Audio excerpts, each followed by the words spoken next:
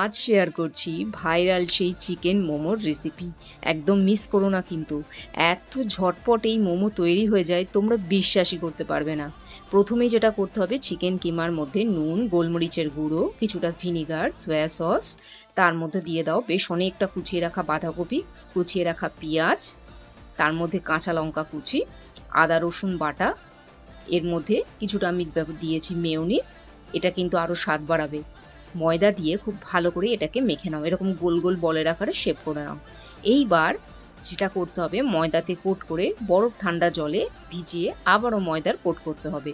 এরমভাবে 3 বার করো, তারপর এই বলগুলো তৈরি হয়ে যাবে। এবার ফুটন্ত গরম জলের মধ্যেই বলগুলো দিয়ে দাও। 5 মিনিটের মধ্যে কিন্তু তোমাদের চিকেন মোমো রেডি। এই নাও, তোমাদের জন্য কিন্তু সসের রেসিপিটাও শেয়ার করছি।